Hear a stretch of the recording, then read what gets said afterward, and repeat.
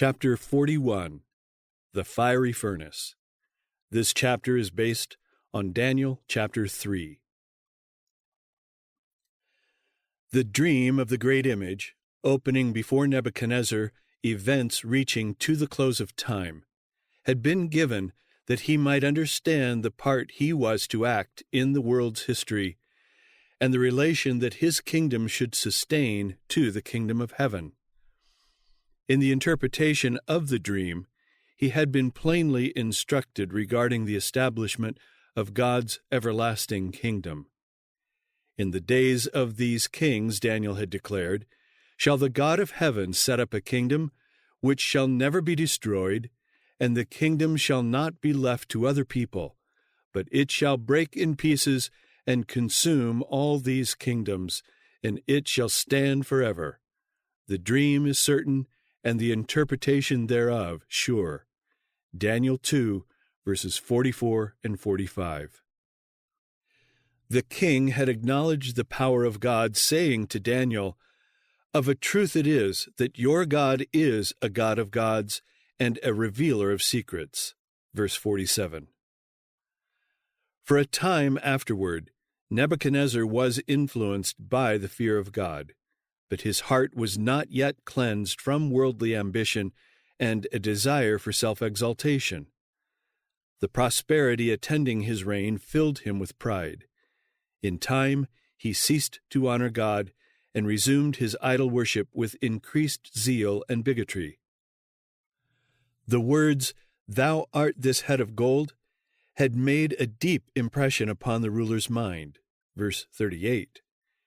The wise men of his realm, taking advantage of this and of his return to idolatry, proposed that he make an image similar to the one seen in his dream, and set it up where all might behold the head of gold which had been interpreted as representing his kingdom. Pleased with the flattering suggestion, he determined to carry it out and to go even farther. Instead of reproducing the image as he had seen it, he would excel the original. His image should not deteriorate in value from the head to the feet, but should be entirely of gold, symbolic throughout of Babylon as an eternal, indestructible, all-powerful kingdom, which should break in pieces all other kingdoms and stand forever.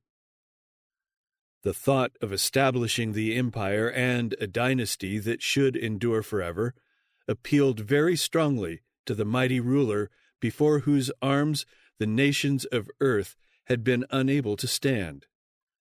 With an enthusiasm born of boundless ambition and selfish pride, he entered into counsel with his wise men as to how to bring this about.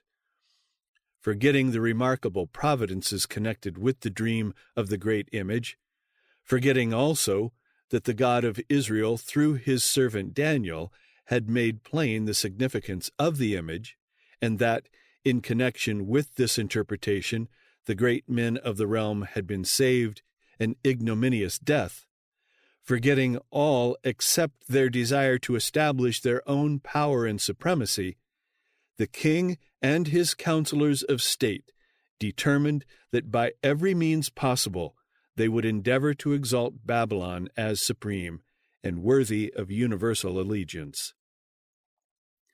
The symbolic representation by which God had revealed to king and people his purpose for the nations of earth was now to be made to serve for the glorification of human pride.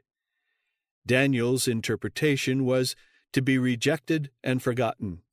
Truth was to be misrepresented and misapplied. The symbol designed of heaven to unfold to the minds of men important events of the future was to be used to hinder the spread of the knowledge that God desired the world to receive. Thus, through the devisings of ambitious men, Satan was seeking to thwart the divine purpose for the human race. The enemy of mankind knew that truth unmixed with error is a power mighty to save, but that when used to exalt self and to further the projects of men, it becomes a power for evil. From his rich store of treasure, Nebuchadnezzar caused to be made a great golden image, similar in its general features to that which had been seen in vision, save in the one particular of the material of which it was composed. Accustomed as they were to magnificent representations of their heathen deities, the Chaldeans had never before produced anything so imposing and majestic as this resplendent statue, 80 cubits in height and 6 cubits in breadth. And it is not surprising that in a land where idol worship was of universal prevalence, the beautiful and priceless image in the plain of Dura, representing the glory of Babylon and its magnificence and power, should be consecrated as an object of worship. This was accordingly provided for, and a decree went forth that on the day of the dedication all should show their supreme loyalty to the Babylonian power by bowing before the image. The appointed day came, and a vast concourse from all people, nations, and languages assembled on the plain of Dura. In harmony with the king's command, when the sound of music was heard, the whole company fell down and worshipped the golden image. On that eventful day, the powers of darkness seemed to be gaining a signal triumph. The worship of the golden image bade fair to become connected permanently with the established forms of idolatry recognized as the state religion of the land. Satan hoped thereby to defeat God's purpose of making the presence of captive Israel in Babylon a means of blessing to all the nations of heathendom. But God decreed otherwise. Not all had bowed the knee to the idolatrous symbol of human power. In the midst of the worshiping multitude, there were 3 men who were firmly resolved not thus to dishonor the God of heaven. Their God was King of kings and Lord of lords. They would bow to none other. To Nebuchadnezzar, flushed with triumph, was brought the word that among his subjects there were some who dared disobey his mandate. Certain of the wise men, jealous of the honors that had been bestowed upon the faithful companions of Daniel, now reported to the king their flagrant violation of his wishes. "O king, live forever," they exclaimed. "There are certain Jews whom thou hast set over the affairs of the province of Babylon, Shadrach, Meshach, and Abednego. These men, O king, have not regarded thee. They serve not thy gods, nor worship the golden image which thou hast set up." The king commanded that the men be brought before him. "Is it true?" he inquired. "Do not ye serve my gods, nor worship the golden image which I have set up?" He endeavored by threats to induce them to unite with the multitude. Pointing to the fiery furnace, he reminded them of the punishment awaiting them if they should persist in their refusal to obey his will. But firmly the Hebrews testified to their allegiance to the God of heaven and their faith in his power to deliver. The act of bowing to the image was understood by all to be an act of worship. Such homage they could render to God alone. As the 3 Hebrews stood before the king, he was convinced that they possessed something the other wise men of his kingdom did not have. They had been faithful in the performance of every duty. He would give them another trial. If only they would signify their willingness to unite with the multitude in worshiping the image, all would be well with them. "But if ye worship not," he added, "ye shall be cast the same hour into the midst of a burning fiery furnace." Then, with his hand stretched upward in defiance, he demanded, "Who is that God that shall deliver you out of my hands?" In vain were the king's threats. He could not turn the men from their allegiance to the ruler of the universe. From the history of their fathers, they had learned that disobedience to God results in dishonor, disaster, and death, and that the fear of the Lord is the beginning of wisdom, the foundation of all true prosperity. Calmly facing the furnace, they said, "O Nebuchadnezzar, we are not careful to answer thee in this matter. If it be so," and in brackets it says, "if this is your decision, our God whom we serve is able to deliver us from the burning fiery furnace, and he will deliver us out of thine hand, O king." Their faith strengthened as they declared that God would be glorified by delivering them, and with triumphant assurance born of implicit trust in God, they added, "But if not, be it known unto thee, O king, that we will not serve thy gods, nor worship the golden image which thou hast set up." The king's wrath knew no bounds.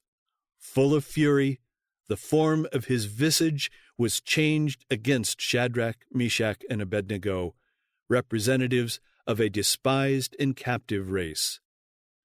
Directing that the furnace be heated 7 times hotter than its wont, he commanded the mighty men of his army to bind the worshippers of Israel's God, preparatory to summary execution. Then these men were bound in their coats, their hosen, and their hats, and their other garments, and were cast into the midst of the burning fiery furnace. Therefore, because the king's commandment was urgent, and the furnace exceeding hot, the flame of the fire slew those men that took up Shadrach, Meshach, and Abednego. But the Lord did not forget his own. As his witnesses were cast into the furnace, the Savior revealed himself to them in person, and together they walked in the midst of the fire. In the presence of the Lord of heat and cold, the flames lost their power to consume. From his royal seat, the king looked on, expecting to see the men who had defied him utterly destroyed. But his feelings of triumph suddenly changed. The nobles standing near saw his face grow pale as he started from the throne and looked intently into the glowing flames. In alarm, the king, turning to his lords, asked, "Did not we cast 3 men bound into the midst of the fire? Lo, I see 4 men loose, walking in the midst of the fire, and they have no hurt, and the form of the 4th is like the Son of God." How did that heathen king know what the Son of God was like? The Hebrew captives filling positions of trust in Babylon had in life and character represented before him the truth. When asked for a reason of their faith, they had given it without hesitation. Plainly and simply, they had presented the principles of righteousness, thus teaching those around them of the God whom they worshipped. They had told of Christ, the Redeemer to come, and in the form of the 4th in the midst of the fire, the king recognized the Son of God. And now, his own greatness and dignity forgotten, Nebuchadnezzar descended from his throne, and going to the mouth of the furnace cried out, "Ye servants of the Most High God, come forth, and come hither." Then Shadrach, Meshach, and Abednego came forth before the vast multitude, showing themselves unhurt. The presence of their Savior had guarded them from harm, and only their fetters had been burned. And the princes, governors, and captains, and the king's counselors, being gathered together, saw these men, upon whose bodies the fire had no power, nor was an hair of their head singed, neither were their coats changed, nor the smell of fire had passed on them. Forgotten was the great golden image set up with such pomp. In the presence of the living God, men feared and trembled. "Blessed be the God of Shadrach, Meshach, and Abednego, the humbled king was constrained to acknowledge, who hath sent his angel and delivered his servants that trusted in him, and have changed the king's word, and yielded their bodies, that they might not serve nor worship any god except their own God. The experiences of that day led Nebuchadnezzar to issue a decree that every people, nation, and language which speak anything amiss against the God of Shadrach, Meshach, and Abednego shall be cut in pieces, and their houses shall be made a dunghill. There is no other God, he urged as the reason for the decree, that can deliver after this sort. In these and like words, the king of Babylon endeavored to spread abroad before all the peoples of earth his conviction that the power and authority of the God of the Hebrews was worthy of supreme adoration. And God was pleased with the effort of the king to show him reverence and to make the royal confession of allegiance as widespread as was the Babylonian realm.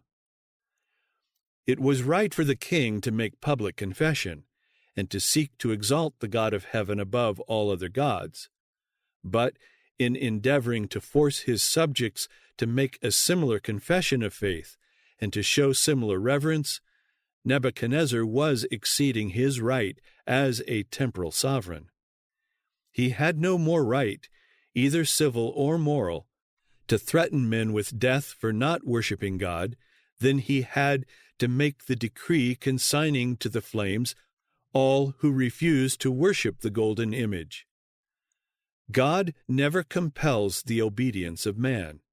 He leaves all free to choose whom they will serve. By the deliverance of his faithful servants, the Lord declared that he takes his stand with the oppressed and rebukes all earthly powers that rebel against the authority of heaven.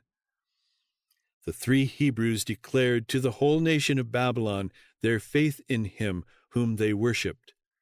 They relied on God.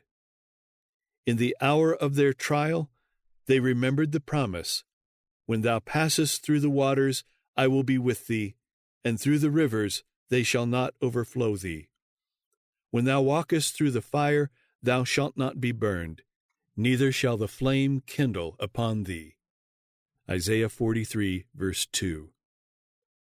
And in a marvelous manner their faith in the living Word had been honored in the sight of all. The tidings of their wonderful deliverance were carried to many countries by the representatives of the different nations that had been invited by Nebuchadnezzar to the dedication. Through the faithfulness of his children, God was glorified in all the earth. Important are the lessons to be learned from the experience of the Hebrew youth on the plain of Dura. In this our day, many of God's servants, though innocent of wrongdoing, will be given over to suffer humiliation and abuse at the hands of those who, inspired by Satan, are filled with envy and religious bigotry. Especially will the wrath of man be aroused against those who hallow the Sabbath of the fourth commandment, and at last a universal decree will denounce these as deserving of death. The season of distress before God's people will call for a faith that will not falter. His children must make it manifest that He is the only object of their worship, and that no consideration, not even that of life itself, can induce them to make the least concession to false worship. To the loyal heart, the commands of sinful, finite men will sink into insignificance beside the word of the eternal God. Truth will be obeyed, though the result be imprisonment or exile or death.